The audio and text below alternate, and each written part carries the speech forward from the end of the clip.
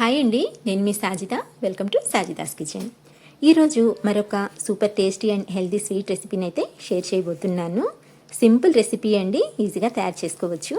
పిల్లలకు కూడా హ్యాపీగా పెట్టచ్చు అనమాట. టేస్ట్ బాగుంటుంది కాబట్టి పిల్లలు కూడా ఇష్టంగా తింటారు. ఎక్కువ కష్టపడకుండా అప్పటికప్పుడు ఇన్స్టెంట్గా ప్రిపేర్ చేసుకోవచ్చు. అలాగే వీటిని ఒకసారి ప్రిపేర్ చేసుకున్నారంటే 2-3 వారాల వరకైనా స్టోర్ చేసుకుని పెట్టుకోవచ్చు అనమాట. చాలా బాగుంటుంది, తప్పకుండా ట్రై చేయండి. ఈ లడ్డుని ప్రిపేర్ చేయడానికి ఫస్ట్ అయితే స్టవ్ ఆన్ చేసి ప్యాన్ పెట్టుకొని ఇందులోకి 1 టేబుల్ స్పూన్ వరకు నెయ్యి వేసి కరిగించుకోండి. నెయ్యి కరిగాక 1/2 కప్పు వరకు జీడిపప్పు, 1/2 కప్పు వరకు బాదం పప్పుని వేసుకోండి. ఇప్పుడు మంటని లో టు మీడియం ఫ్లేమ్లోకి అడ్జస్ట్ చేసుకుని వీటిని మంచి గోల్డెన్ షేడ్ వచ్చేంత వరకు అటు ఇటు కలుపుకుంటూ ఫ్రై చేసుకోవాలి. ఇక్కడ ఈ డ్రై ఫ్రూట్స్ క్వాంటిటీ అనేది కొంచెం ఎక్కువైనా తీసుకోవచ్చు, లేదా కొంచెం తగ్గించుకొనైనా సరే తీసుకోవచ్చండి. కానీ కొంచెం ఎక్కువగా వేసుకున్నట్లయితే టేస్ట్ బాగుంటుంది. సో నేనైతే కొంచెం ఎక్కువగానే తీసుకున్నాను. చూడండి, ఇవి చక్కగా ఫ్రై అయిపోయాయి. వీటినైతే ఇప్పుడు ఒక ప్లేట్లోకి తీసి పక్కన పెట్టేసుకుందాము. ఇప్పుడు మిగిలిన ఇదే నెయ్యిలోకి 2 టేబుల్ స్పూన్ల వరకు తెల్ల నువ్వులు, 2 టేబుల్ స్పూన్ల వరకు సన్ఫ్లవర్ గింజలు, 2 టేబుల్ స్పూన్ల వరకు గుమ్మడి గింజలను వేసుకోండి. నెక్స్ట్ ఇందులోకి 1/4 కప్పు వరకు ఎండు కొబ్బరి తురుము కూడా యాడ్ చేసుకొని మంటని లో టు మీడియం ఫ్లేమ్లోనే పెట్టుకొని వీటిని కూడా మంచి గోల్డెన్ షేడ్ వచ్చేంత వరకు అటు ఇటు కలుపుకుంటూ ఫ్రై చేసుకోవాలి. చూడండి, చక్కగా ఫ్రై అయిపోయాయి కదండి. ఇవి ఇలా లైట్గా కలర్ చేంజ్ అయ్యి మనకు నువ్వులు అనేవి కొంచెం చిటపటలాడతాయి అనమాట. సో అంతవరకు ఫ్రై చేసుకొని తర్వాత వీటిని కూడా ఇలా ఒక ప్లేట్లోకి తీసి పక్కన పెట్టేసుకోండి. ఇప్పుడు ఇదే ప్యాన్లోకి 2 కప్పుల వరకు పుట్నాల పప్పు తీసుకోండి. అవునండి, ఇది పుట్నాల పప్పు లడ్డు అనమాట. ఇందులోకి నెయ్యి వేయాల్సిన పని లేదండి. డైరెక్ట్గా ఇలాగే ఈ పుట్నాల పప్పుని వేసుకొని మంటని లో టు మీడియం ఫ్లేమ్లోనే పెట్టుకొని వీటిని కూడా జస్ట్ 1-2 నిమిషాల పాటు అటు ఇటు కలుపుకుంటూ వేయించుకోవాలి. మనకు ఈ పుట్నాల పప్పు కలర్ మారాల్సిన పని లేదండి. జస్ట్ లైట్గా ఫ్రై చేసుకుంటే సరిపోతుందన్నమాట. ఇలా కొంచెం అన్నీ బాగా వేడిగా అవ్వాలన్నమాట. సో అదేనండి, ఇలా చేతితో మనం చూసినప్పుడు ఆ వేడి అనేది మనకు తెలుస్తుంది. సో ఇలా బాగా వేడి చేసుకోండి. తర్వాత వెంటనే స్టవ్ ఆఫ్ చేసేసి వీటిని కూడా ప్లేట్లోకి తీసి కంప్లీట్గా చల్లారి పెట్టుకోవాలి. ఇక్కడ చూడండి, పూర్తిగా చల్లారిపోయాయి. సో ఇలా చల్లారిన తర్వాత మనము డ్రై ఫ్రూట్స్ని కూడా చెక్ చేసుకుందాము. ఇవి కూడా మనకు పూర్తిగా చల్లారిపోయాయి. సో ఇలా పూర్తిగా చల్లారిన తర్వాతే మనం వీటిని మిక్సీ పట్టుకోవాలండి. ఇప్పుడు ఒక మిక్సర్ జార్ని తీసుకొని ఇందులోకి ఫస్ట్ అయితే ఈ డ్రై ఫ్రూట్స్ని యాడ్ చేసుకోండి. తర్వాత ఒకసారి మిక్సీ పట్టుకొని తీసుకోండి. అంటే మరి మెత్తటి పౌడర్లా కాకుండా ఇలా కొంచెం బరకగా గ్రైండ్ చేసుకున్నట్లయితే బాగుంటుందండి. చూడండి, నేను ఇలా కొంచెం కోర్స్గా గ్రైండ్ చేసుకున్నాను అనమాట. మీరు కావాలనుకుంటే మెత్తగా అయినా సరే గ్రైండ్ చేసుకోవచ్చు. కానీ తినేటప్పుడు ఆ పలుకులు తగులుతూ ఉంటే టేస్ట్ అనేది చాలా బాగుంటుంది. అందుకని చెప్పేసి ఇలా కొంచెం బరకగా గ్రైండ్ చేసుకోవాలి. లేదా మీరు చిన్న చిన్న ముక్కలుగా కట్ చేసుకునైనా సరే తీసుకోవచ్చు, లేదా దంచుకొనైనా సరే తీసుకోవచ్చు. కానీ నేనైతే ఇలా మిక్సీ పట్టుకున్నాను.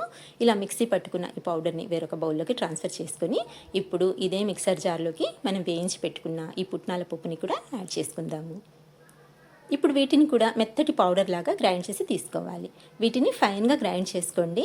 ఇందులో పలుకులు ఏమీ ఉండకూడదండి. ఇలా ఫైన్గా గ్రైండ్ చేసుకోవాలన్నమాట. చూడండి ఎంత స్మూత్గా ఉందో. ఇలా గ్రైండ్ చేసుకున్న ఈ పుట్నాల పొడిని కూడా ఈ డ్రై ఫ్రూట్స్ పొడిలోకి యాడ్ చేసేసుకుందాము. ఇలా మొత్తం అంతా వేసుకున్న తర్వాత ఇందులోకి మనం వేయించి పెట్టుకున్న కొబ్బరి, నువ్వుల డ్రై ఫ్రూట్స్ ఏదైతే ఉన్నాయో వాటిని కూడా ఇందులోకి వేసేసుకోవాలి. తర్వాత ఇవన్నీ అంటే ఈ 3 బాగా కలిసేలా కలుపుకోవాలి. ఇలా చేతితోనూ కలుపుకోండి, చక్కగా కలిసిపోతాయి. ఇలా కలుపుకున్న తర్వాత మనము ఈ పౌడర్ని అయితే రెడీగా పక్కన ఉంచుకొని స్టవ్ ఆన్ చేసుకుందాము. స్టవ్ ఆన్ చేసి ప్యాన్ పెట్టుకొని ఇందులోకి 3 టేబుల్ స్పూన్ల వరకు నెయ్యి వేసుకోవాలి. నెయ్యి కొంచెం ఎక్కువగా అయినా సరే వేసుకోవచ్చండి. ఎంత నెయ్యి వేసుకున్నట్లయితే టేస్ట్ అనేది అంత బాగుంటుందన్నమాట. ఇలా నెయ్యి వేసి కరిగిన తర్వాత ఇందులోకి 2 కప్పుల వరకు తురిమిన బెల్లం వేసుకోవాలి. మనం తీసుకున్న 2 కప్పుల పుట్నాల పప్పుకి 2 కప్పుల బెల్లం అయితే కరెక్ట్గా సరిపోతుందన్నమాట. లేదా మీకు స్వీట్నెస్ కొంచెం తక్కువగా కావాలనుకుంటే 1.5 కప్ అయినా సరే వేసుకోవచ్చు. తర్వాత ఇందులోకి 3 టేబుల్ స్పూన్ల వరకు నీళ్ళని వేసుకోవాలి. నీళ్ళైతే అస్సలు ఎక్కువ వేయకూడదండి. ఇలా 3 టేబుల్ స్పూన్ల వరకు వేసుకొని ఇలా కలుపుకుంటూ బెల్లాన్ని కరిగించుకోవాలి. చూడండి, బెల్లం మనకు చక్కగా కరిగిపోయి ఇలా నురగలాగా ఫామ్ అవుతుందన్నమాట. సో ఇంతవరకు ఉడికించుకుంటే సరిపోతుంది. ఇప్పుడు వెంటనే స్టవ్ ఆఫ్ చేసేసి దీన్ని ఇలా కలుపుతూ అందులోని పొగలన్నీ తగ్గేంత వరకు కాస్త చల్లారి పెట్టుకోవాలన్నమాట. ఇలా కలుపుతూ ఉండండి, తొందరగా చల్లారిపోతుంది. ఇలా చల్లారిన తర్వాత ఈ పాకం ఒకసారి నేను మీకు చెక్ చేసి చూపిస్తున్నాను చూడండి. బెల్లం మనకు ఇలా తీగ పాకం వచ్చేస్తుందండి. అంటే మనం నీళ్లు తక్కువగా వేసాం కదండి, సో కరెక్ట్గా సరిపోతాయి అన్నమాట. ఇలా తీగ పాకం రావాలి. ఇప్పుడు ఈ పాకాన్ని తీసి మనము ముందుగా ప్రిపేర్ చేసి పెట్టుకున్న ఈ పుట్నాల పొడిలోకి యాడ్ చేసుకుందాము. అలాగే ఇలా ఫిల్టర్ చేసుకొని వేసుకోండి.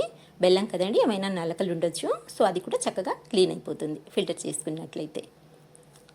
ఇలా చక్కగా ఫిల్టర్ చేసి వేసుకున్న తర్వాత ఈ బెల్లం పాకము పుట్నాల పొడిలో బాగా కలిసేలా కలుపుకోవాలి. ఇది ఇంకా గోరువెచ్చగా ఉంది కాబట్టి ముందే చేయి పెట్టకుండా ఇలా స్పాచులతో కానివ్వండి లేదా స్పూన్తో అయినా సరే అంత బాగా కలిసేలా కలుపుకోవాలి. అన్ని వైపుల నుంచి చక్కగా కలిసిపోవాలన్నమాట. చూడండి, ఈ మిశ్రమం అనేది మనకు ఇలా రెడీ అవుతుంది. అంటే మనం తీసుకున్న క్వాంటిటీ కరెక్ట్గా సరిపోతుంది, అన్ని మెజర్మెంట్స్ కరెక్ట్గా సరిపోతాయి అన్నమాట. సో ఇలా బాగా కలుపుకున్న తర్వాత ఇప్పుడు చేతికి కొద్దిగా నెయ్యి రాసుకొని ఇందులో నుంచి కొద్దిగా మిశ్రమాన్ని తీసుకొని ఏ సైజులో కావాలనుకుంటే ఆ సైజులో లడ్డులా చేసుకోవడమే. అంతేనండి, మనకు ఎంతో టేస్టీ అండ్ హెల్తీ లడ్డు అయితే రెడీ అయిపోతుంది. సో మీరు కూడా తప్పకుండా ట్రై చేయండి. ఇది కొంచెం వేడిగా ఉంది కాబట్టి కొంచెం సాఫ్ట్గా ఉందండి.